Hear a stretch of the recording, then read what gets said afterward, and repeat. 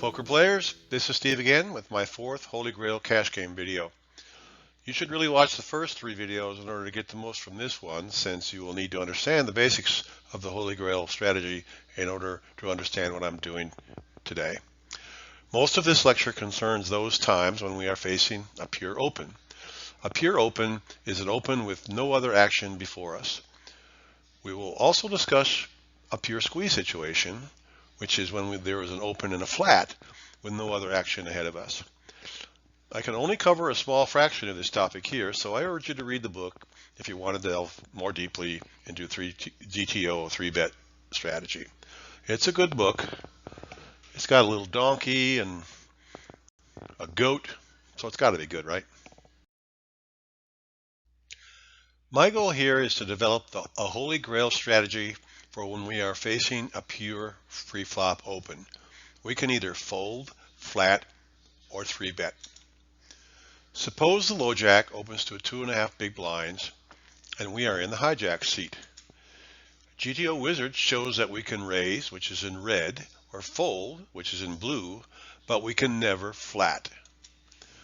We can also see that some of these combos have mixed strategies. Remember that GTO solvers create mixed strategies in order to keep the GTO hero unexploitable against his perfect GTO opponents.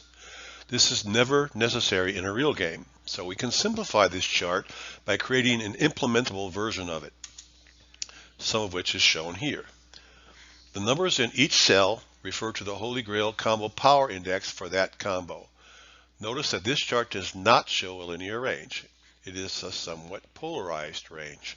A linear range is defined as containing every combo above a certain strength and no weaker combos. A polarized range contains some outlier combos like ace-5 suited and ace-4 suited on this chart.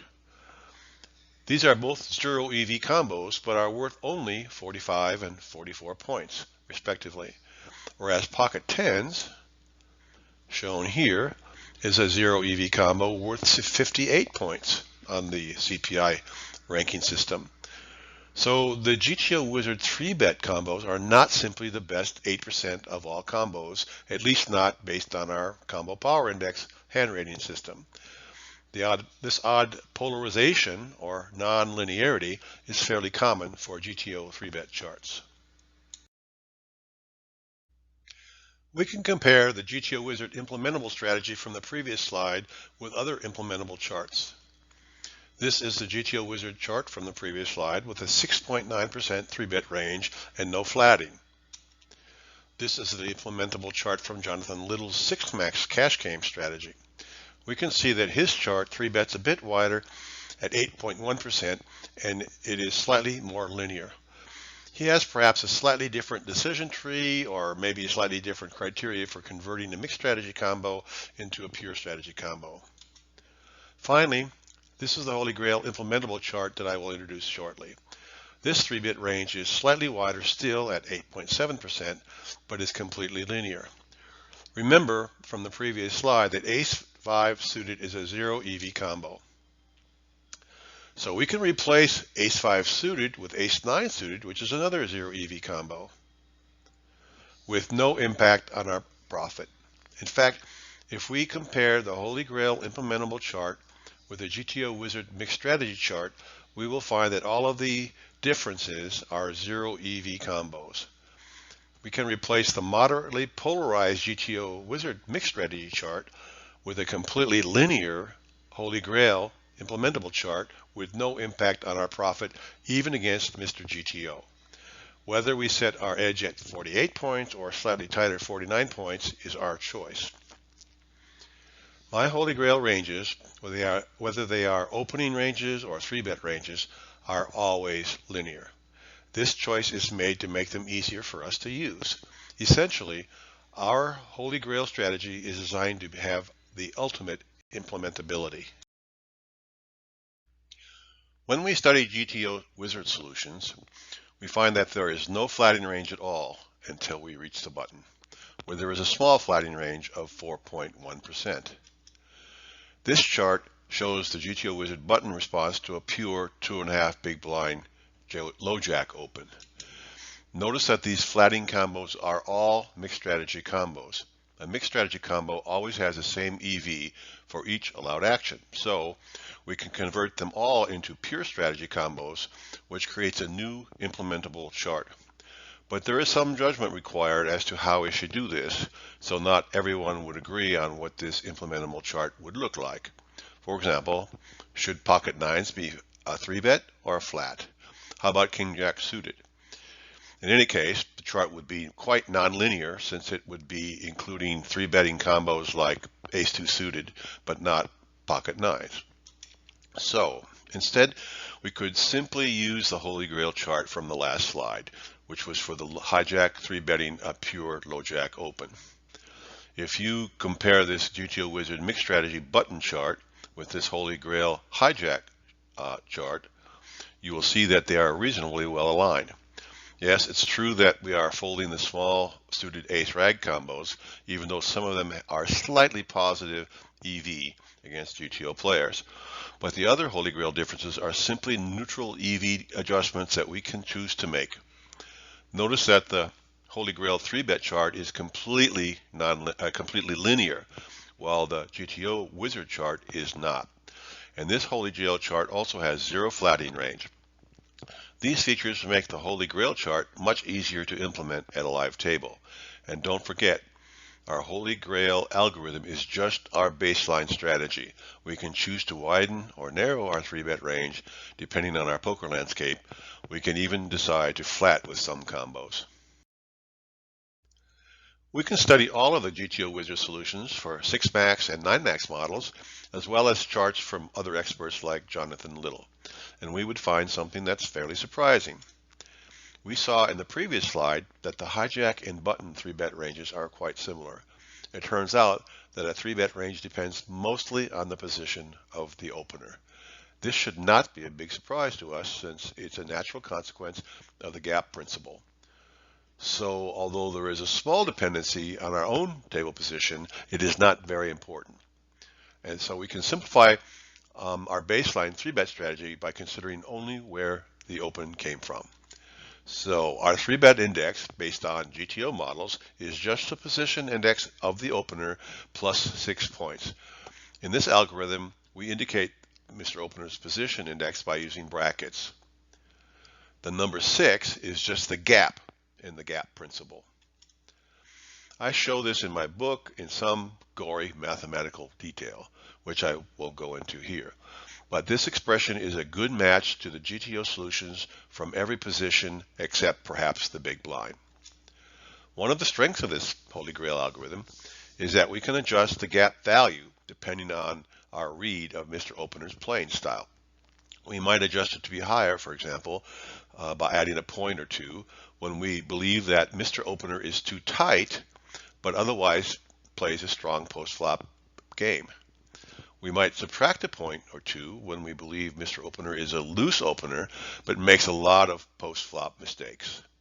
In either case, these edge combos are close to neutral, even when we account for our opponent's playing style.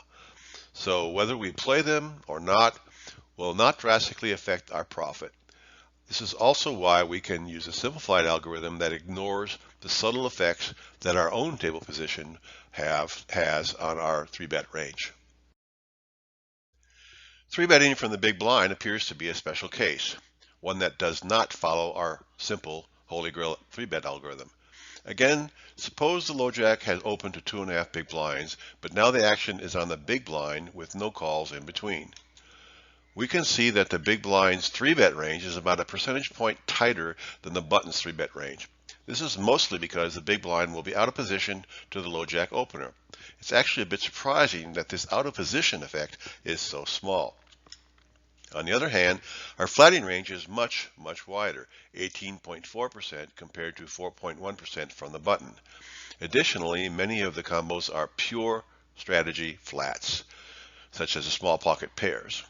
This is heavily driven by the fact that we are getting a discount and that our flat closes the action. This chart is not as easy to convert to the Holy Grail algorithm system, but we can do it. Suppose we use our standard baseline 3-bet algorithm from the big blind. This is just Mr. Opener's position index plus 6 points, which would be 42 plus 6 or 48 points. This would be the green combos in this chart. Let's also suppose that we use Mr. Opener's position index as our flattening algorithm.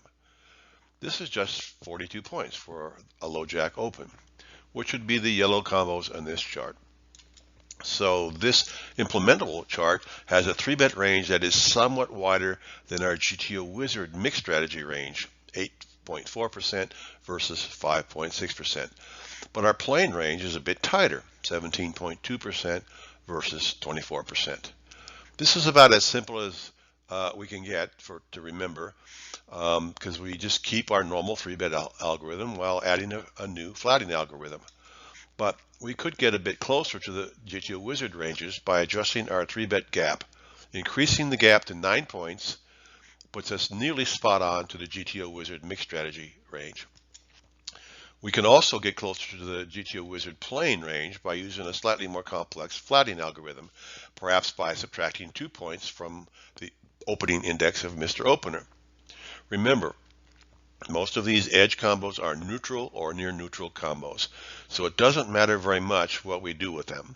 Against weak competitors, I would use the algorithm shown in the chart, perhaps playing a bit more aggressively than GTO, but also a bit tighter, especially when the opening bet size is a large 4 or 5 big blinds.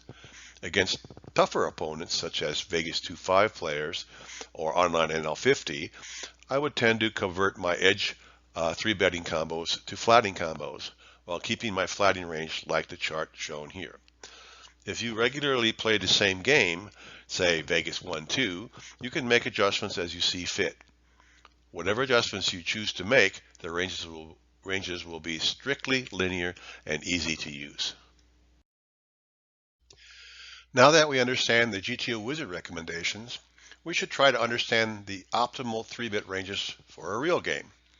To accomplish this, we can study the PokerStars NL50 6max data. This chart plots our profit from each table position versus our 3-bet percentage. It's quite a busy graph since it plots each pure 3-bet curve. So I'll just point out a few things of interest. Let's look at the scenario where the button has responded to a pure low jack open shown here. The symbols on these curves are coded. The optimal 3-bet value is at the peak of the curve, which is indicated by the plus symbol. This is very close to the Holy Grail 3-bet range, indicated by the diamond symbol, which is right next to the plus symbol on this curve. This is equal to the position index of the low jack opener plus 6 points. The GTO Wizard 3-bet value is indicated by the circle symbol, shown here. We can see that the GTO Wizard 3-bet frequency and the Holy Grail 3-bet frequency are both very near the optimum, the peak. This is true for every curve. And since these curves are fairly flat near the peak, we can conclude that the optimal NL50 3-bet frequencies are the same as the Holy Grail frequencies. So we can safely use our Holy Grail 3-bet algorithm near or in the PokerStars NL50 6max game without sacrificing much profit, if any. This makes our strategy very simple. Our baseline pure 3-bet index is simply the position index of Mr. Opener plus 6 points, just like it was for GTO.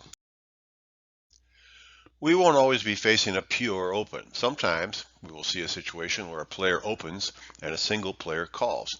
This is a classic squeeze situation. This is difficult to model with a GTO solver because GTO models usually don't allow flatting. But we can look at the PokerStars NL50 data. This graph shows the profit we make when 3-betting from the cutoff. The black curve represents a pure squeeze opportunity, which means that the low jack has opened and the hijack has flatted. The red curve represents a pure 3-bet, which means the low jack has opened and the hijack has folded. By the way, this analysis is not in my book. Clearly, the optimal squeezing frequency is lower than the pure 3-bet frequency. This is contrary to what many players believe about squeezing. They believe that we can bluff more often with a squeeze opportunity because we are squeezing the opener between us and the caller. In other words, they believe that bluffing is attractive in a squeeze situation. This seems rational, but the data does not bear this out. In fact, we should be less willing to 3-bet in a squeeze situation than in a pure 3-bet situation. Why should this be? The pot is larger in the squeeze situation, which is attractive, but our fold equity is reduced since our raise must fold out 2 players instead of 1, and those players have already indicated a willingness to put their chips in the pot. These factors approximately cancel out, but the net result is that we should 3-bet with a slightly tighter range in a squeeze situation.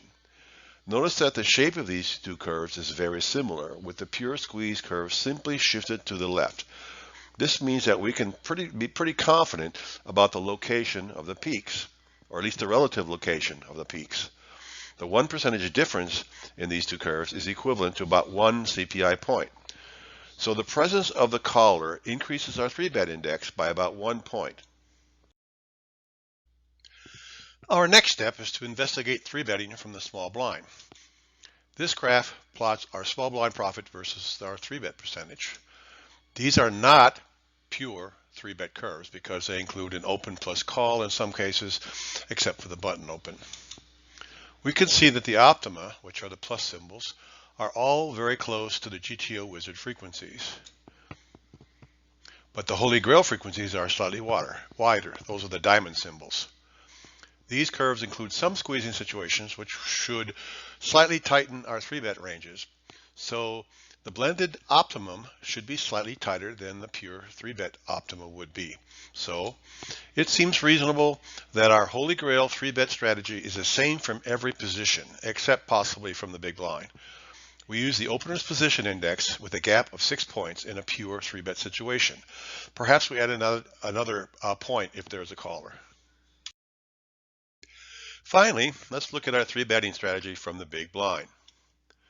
This graph plots the big blind profit as a function of 3-bet percentage. We can see that the optimal NL50 3-bet values, which are in the green plus symbols, are very close to the GTO values, which are the circles. This table lists the value of the optima for each curve. For example, the optimum 3-bet percentage after a low jack open is 5.1%. We can then convert these percentages into CPI values, which are shown in the CPI column. When we compare these CPI values to the position index of the opener, we can determine the gap for each curve, which is the gap column. Notice that the gap is about 10 points except for a button open. These curves are not based solely on facing a pure open, since they include limp raising, raise flatting, and other non-pure situations. So our best 3-bet algorithm from the big blind might be that our 3-bet index equals the villain's position index plus 9 points. So the gap would be 9 points. Then we might adjust this gap to say 10 points if there are limpers or callers. Notice that the gap is only about 5 points after a button open, which should not be surprising considering the wide range that a button should be opening with. In fact, we would not be far wrong to simply use our standard 3-bet algorithm after a button open with a 6-point gap. Perhaps the most interesting fact about this analysis is that the NL50 optima are so close to their GTO recommendations. Once again, GTO is a reasonable tool to use for a real game. We now have a simple Holy Grail strategy for 3-betting an open. But what about our flatting range? We have seen that game theory solutions don't like flatting a pure open. But what can we learn from the PokerStars NL50 data? This graph shows the positional profit we make when cold calling a pre-flop raise. CCPF means cold call pre-flop, which is calling a raise without already having invested in the pot. So we are not in one of the blinds and we have not limped. CCPF is not a pure stat. It includes flatting after a pure open, but it also includes other scenarios such as flatting after a limp plus a raise or after an open plus call. Even though we will always have position over the razor, and even though some of the flatting scenarios might seem to have favorable pot odds, the optimal flatting frequencies are quite small. For example, we should flat only about 2% of the time from the hijack and cutoff, and since these curves are quite flat near the peak, never flatting would not cost us any profit at all. But the flatting percentage is a bit higher from the button, and the curve bends back down a bit near the 0 CCPF percentage. So it seems that there are times when flatting from the button has the highest plus EV, but this might not be after a pure open. Perhaps we can sometimes flat from the button after an open plus call when the pot odds are more favorable to us. Personally, I rarely flat from any position except the button, and only then with at least 2 players already in the pot. In any case, the PokerStars stats support our GTO Wizard device once again. We can also look at the PokerStars data when our hero is in the small blind, which is this graph shown here. This plots our small blind profit versus CPFR, which is call pre-flop raise. This is the proper stat when the hero has already put some money in the pot, which he has done by posting from the small blind. This is not a pure stat, however, since it includes flatting after a limp plus raise, after an open plus call, and some other more complex actions. So the EVs are not always the same. Nevertheless, the optimal flatting percentage is quite low at 4.5%, with a fairly flat curve near the peak. So never flatting from the small blind would not be far from wrong, even in this online NL50 game. But perhaps we can sometimes flat after a raise plus a call or two, which is not uncommon in some live low-stakes Vegas games. But this curve also reveals the perils of flatting too often. Many players think that they can flat at a high rate because they are getting a discount. But Mr. Average, which is the square symbol, flats about 13% of the time and loses an additional 6 big blinds per 100 opportunities by doing so. The average low-stakes player in a cash game flats even more often than this, which is an even bigger leak. Once again, the NL50 optimum is close to the GTO Wizard advice, even though it's based on a real game with real players. And again, we wouldn't be far wrong if we never flatted from the small blind when facing a pure open. Flatting might be sometimes acceptable, though, when facing an open plus callers, which might be the reason that the peak of this curve is not completely 0. So our Holy Grail 3-bet strategy is quite simple. Our baseline strategy is to never flat a pure pre-flop open except from the big blind. We can sometimes flat an open plus call from the button, and we can flat from the big blind with the position index of Mr. Opener or maybe a bit wider. Our 3-bet range depends on the position of Mr. Opener. This is just the gap principle at work. We should adjust our 3-bet range depending on Mr. Opener's range and his weaknesses. Our Holy Grail 3-bet algorithm is simply the position index of Mr. Opener plus a gap of 6 points. With a pure squeeze opportunity, we might want to tighten our 3-bet range by adding another point. Although we did not discuss bet sizing in this lecture, our standard 3-bet size is 3 times the open when we are not in the blinds. We should normally 3-bet 4 times the open from the blinds. But if the opening size is larger than about 3 big blinds, or if the effective stacks are much smaller than about 60 big blinds, we might 3-bet a bit smaller, perhaps only 2.5x. These rules can be difficult to stick to, especially the no flatting rule. But some players also have difficulty 3-betting as often as they should. If you have these problems, you should practice at a low stakes online table until you become completely comfortable with them. The Holy Grail cash game strategy is so simple we can summarize it in just one page. Once you understand it, you can refer to it as a refresher. First, this is our combo power index algorithm.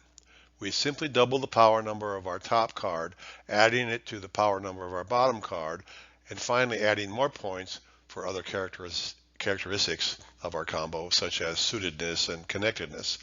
If you don't understand this, you should read my book or watch lecture 2. This is our Holy Grail position index algorithm. We simply assign 34 points as the position index for the small blind, adding 2 points for every position we sit rightward until we reach the low jack -2 seat, which adds only 1 point.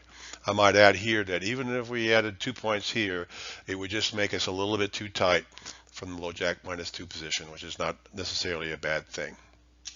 Finally, this panel summarizes the Holy Grail strategy. We open with our position index and raise limpers with our position index plus 0 to 2 points, depending on the softness of our game.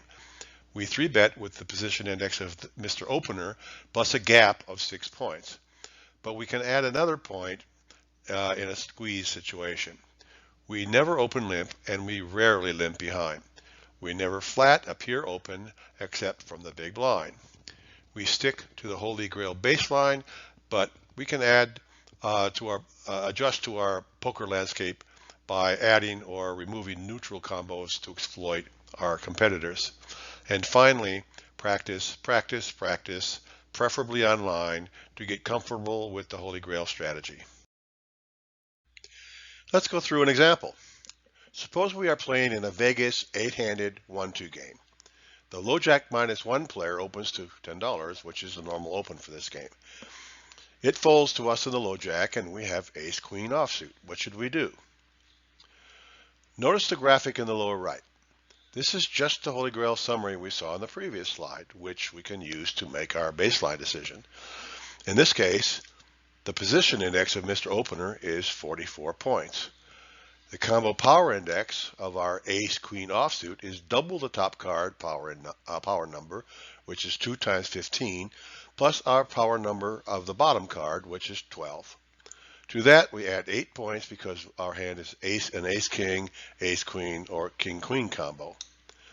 Our 3-bet index is the position index of Mr. Opener plus a gap of 6 points. We can summarize all of this information in this box. Our baseline Holy Grail 3-bet strategy is to 3-bet when our CPI is at least as big as our 3-bet index. In this case, they are identical. So we have a neutral baseline decision, and our decision should be based on our poker landscape. In this case, the villain typically opens with a range that is tighter than GTO, which should shade our decision towards flatting rather than 3-betting. On the other hand, the typical 1-2 player is a weak post-flop player, which should make our decision, should shade our decision more towards 3-betting. In this case, I decided to 3-bet to $30, which is 3 times his bet size. If I had been playing in a Vegas 2-5 game, my decision might have been to flat, since the average 2-5 player opens with a range closer to GTO, and they are more difficult to outplay post-flop. In an online WSOP NL50 game, however, I definitely just flat unless I have a read on the villain. Notice that I would have folded with ace-jack offsuit in this game, which is worth only 43 points, which is lower than the villain's position index. And I would usually flat with ace-10 suited, which is a 48-point combo. We can use this simple algorithm to establish our baseline in the vast majority of situations. Then we use our poker judgment to make adjustments to that baseline. This is the last of my basic Holy Grail cash game videos, but my next video is on straddling, which does incorporate some GTO solutions. Versions of this lecture were presented at the Las Vegas Wednesday Poker Discussion Group in 2023. You can join us every Wednesday at Tommy Rockers, and you can join our Facebook group and see the agenda for our next meeting. That's all, folks. Mic drop.